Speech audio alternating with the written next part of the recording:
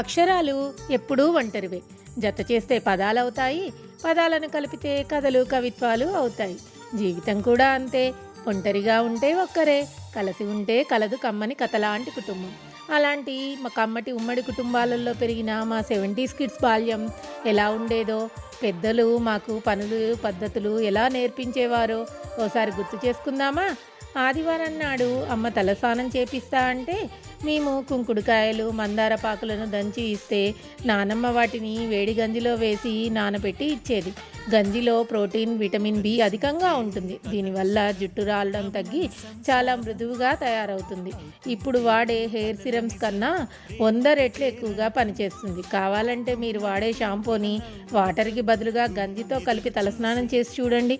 మీ జుట్టు ఎంత మెత్తగా షైనీగా ఉంటుందో. అప్పుడు మన అమ్మమ్మ నానమ్మల విలువ, తెలివి ఎంత గొప్పదో తెలుస్తుంది. తలస్నానం అయ్యాక అమ్మ సాంబ్రాణి పొగ వేసి తలను ఆరబెట్టేది. చిక్కులను తీసి జడవేస్తూ ఎన్నో విషయాలను, ఎలా నడుచుకోవాలి, ఏం మాట్లాడాలి, ఏం మాట్లాడకూడదు, ఏమి చేస్తే తప్పు, అన్నిటి గురించి చెప్తూ జడలు వేసేది.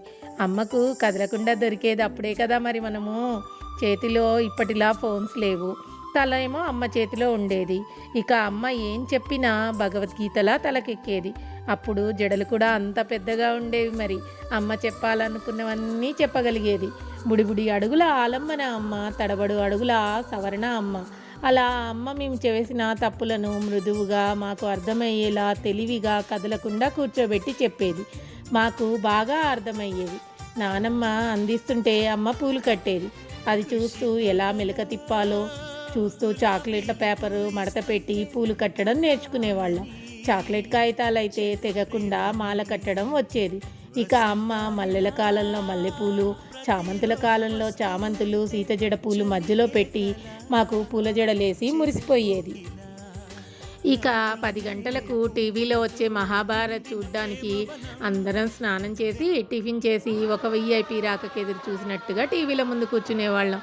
అప్పుడు గనక కరెంటు పోయిందో, భగవంతుడా, మా తాతయ్య తిట్టే తిట్లు పగవాడికి కూడా రావద్దా కష్టం. మహాభారత్ మొదలవ్వగానే ఎవ్వరూ మాట్లాడొద్దు, అందరూ ఫ్రీజ్ అయిపోయి చూసేవాళ్ళం. బయట కూడా కర్ఫ్యూ వాతావరణంలా ఉండేది ఆ టైంలో. సీరియల్ అయ్యాక మాకు వచ్చిన ప్రశ్నలకు తాతయ్య వివరంగా వివరించేవాడు. అలా పురాణాలు, కథలు, వాటి విశేషాలు క్షుణ్ణంగా తెలిసేవి. అమ్మ మంచినీళ్ళకని బోరింగ్ వద్దకు వెళితే మేము ఒక చిన్న బిందె పట్టుకొని అమ్మతో వెళ్ళేవాళ్ళం. దారిలో కనబడిన వారిని అమ్మ పలకరిస్తూ వారి యోగక్షేమాలను అడగడం చూసి మాకు ఎవరితో ఎలా ప్రేమగా పలకరించాలో నేర్చుకునేవాళ్ళం. ఇప్పుడు పిల్లలు ఇంటి వద్ద కారెక్కితే మళ్ళీ ఇంటి దగ్గర దిగుతున్నారు. ఇక కొత్త వారితో మాట్లాడడం ఎలా వస్తుంది, వాళ్లకు ఎలా తెలుస్తుంది కదా. అమ్మ బీరువా సర్దుతూ ఉంటే మా బట్టలు బుల్లి బుల్లిగా మడతబెట్టి ఇవ్వడం, అలాగే అమ్మ వాళ్ళు మూకుడు పెట్టి పిండి వంటలు చేస్తే మాకు గవ్వలకు, పాలకాయలకు అని కొంచెం పిండిని కలిపి ఇచ్చి వారితో కూర్చోబెట్టుకునేవాళ్ళు.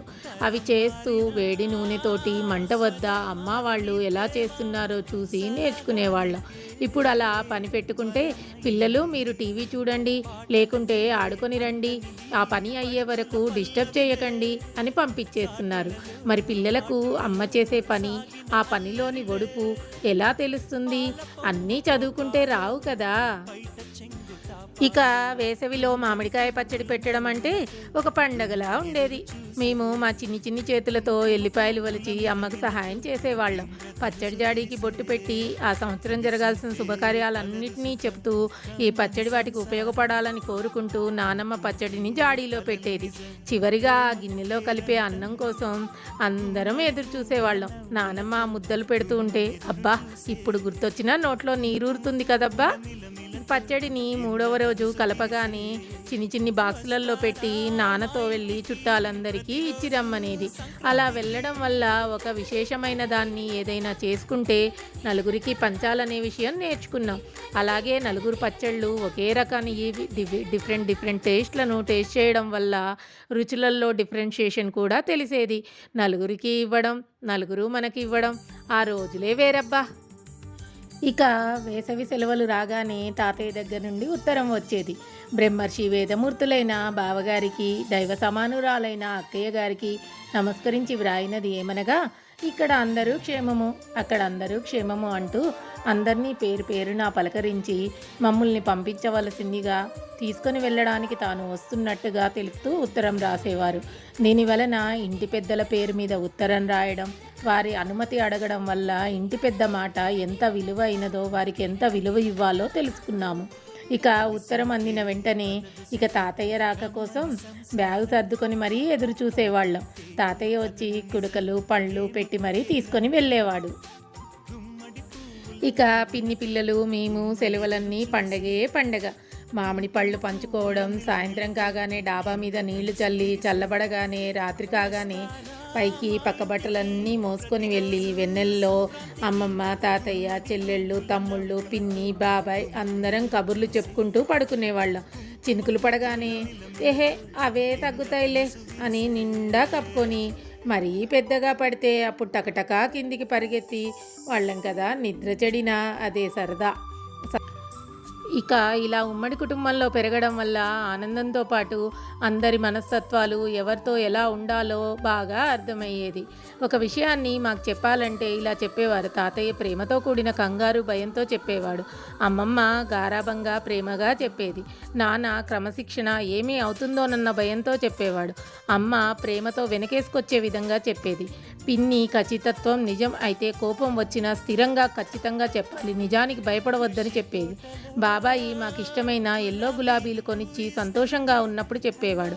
ఇలా ఒక విషయాన్ని ఎలా చెబితే బాధపడతారో, ఎదుటివారిని బట్టి ఎలా చెప్పాలో నేర్చుకున్నాము.